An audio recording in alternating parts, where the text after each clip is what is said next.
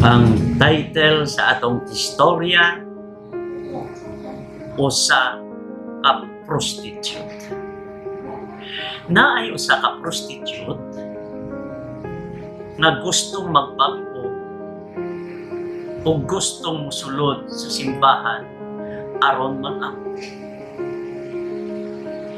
Pag-abot niya sa simbahan, daghay mga tao ang nagtindog sa pultahan dito sa gawas sa simbahan. Pagsulod sa prostitute, gibabagan dayon siya sa mga tao o giingnan. Ayaw sulod kay hugawan ka nga pagkababae. Mitubag ang prostitute. Paampo alam ko ninyo og pasudla kay mangayo pasaylo sa Ginoo kay magbago nga Ginoo. Mitubag ang mga tao. Ayaw gikaulaw ka namo nga sakop sa reliyon. Mitubag ang prostitute.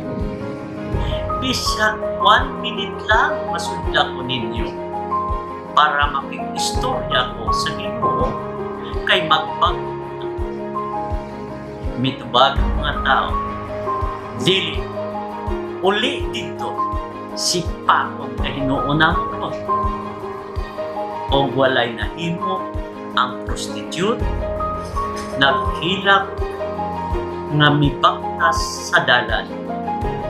O sa dihang magbaktas sa dalan nga siya nagila, nagsugat sila sa Ginoo. Nangutana ang Ginoo, "Day, nganong naghilak man ka?" Itubag ang prostitute, "Ginoo, naghilak ko kay di ko nila pasudlon sa ilang simbahan." Mitubag ang Ginoo, "Ayaw nga gugol. Ako man galing na Ginoo, naglisod man galing sulod sa ilaha, ikaw pa kaha." Mga pamalandong sa maong istorya.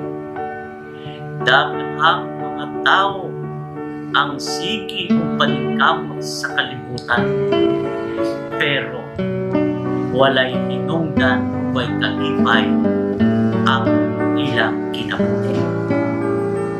Kay wala ilang ipasulod ang Ginoo sa ilang kasing-kasing.